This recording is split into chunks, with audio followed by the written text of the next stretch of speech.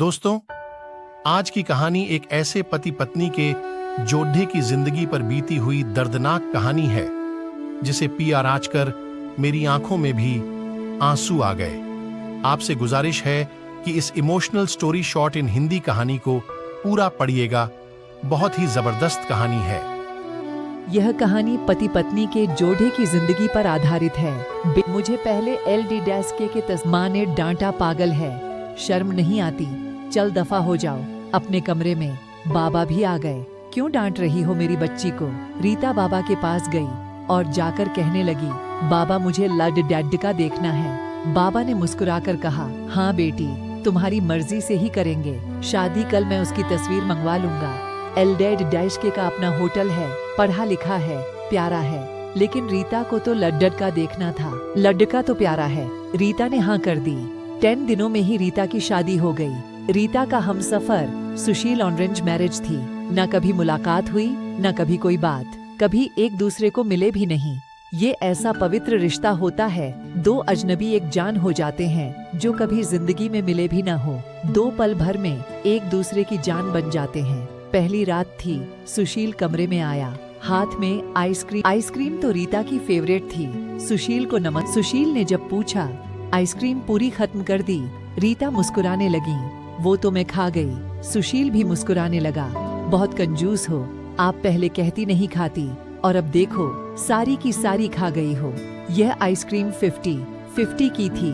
रीता सुशील को पहली ही रात इतना तो समझ गई थी कि सुशील दिल का बहुत अच्छा है। रात भर मोहब्बत भरी बातें होती रही।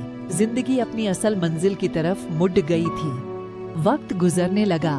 रीता के भाई की शादी थी। रीता 4 महीने की प्रेग्नेंट भी थी। रीता ने सुशील से कहा, मुझे भाई की शादी में जाना है। सुशीला ने रीता के पास बैठकर बोला, रीता, डॉक्टर ने आपको लंबी यात्रा करने से मना किया, इसलिए मैं कोई रिस्क नहीं लेना चाहता। मैं नहीं इजाजत दे सकता शादी में जाने की। रीता को बहुत गुस्सा आया। सुशीला, पागल हो गए हो क्या? मेरे भाई की शादी है और आप कह रहे हैं कि नहीं जाना। आप मुझे कार में बैठाकर आराम से छोड़ डेच कर आ जाए। बस सुशील ने रीता का हाथ पकड़ डाहा। मोहब्बत से फिर समझाने लगा, रीता क्यों बेकार की जिद करती हो? डॉक्टर ने यात्रा करने से मना किया है तो मैं नहीं जाने दे सकता। तुम लापरवाह हो जाती हो और मैं तुमको किसी के भरोसे नहीं छोड़ डेच सकता। इतना कहकर सुशील कमरे से बाहर चला गया। रीता रोने लगी। रीता ने अपनी माँ को फोन किया, सुशील मना कर रहा है शादी में आने के लिए। माँ ने क्यों नहीं आने दे रहा है सुशील हमारी बहन को? वो मेहंदी की रात रीता की बुआ की LD की भी आई हुई थी। डांस भी किया, काफी एंजॉय किया। बारात वाले दिन जब भाई की बारात लडर डहकी वालों के घर पहुंची तो बारिश हो रही थी। गले में काफी कीचड्डा था।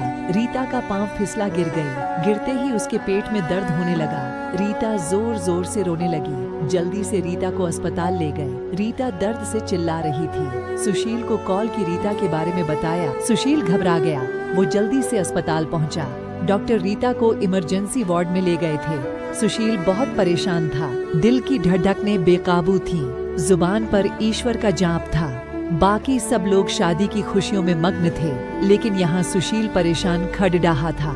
कुछ देर बाद डॉक्टर कमरे से बाहर आए। उन्होंने सॉरी कहते हुए बताया, आपका बच्चा मर चुका है। सुशील बेजान सा होकर कुर्सी पर बैठ गया है। भगवान से हिम्मत मांगकर जल्दी से वार्ड में गया। रीता रो रही थी। सुशील को देखकर मुंह मोड़ लिया। सुशील पास बैठ गया, सर पर हाथ फेरने लगा। अच्छा चल चुप कर मेरी सोनी, रोना बंद कर, बस ऊपर वाले की मर्जी थी। रीता फूट फूट कर रोने लगी। सुशील, मुझे माफ कर दे, मुझसे गलती हो गई। सुशील ने आंसुओं से भीगी हुई पलकों को चुम लिया।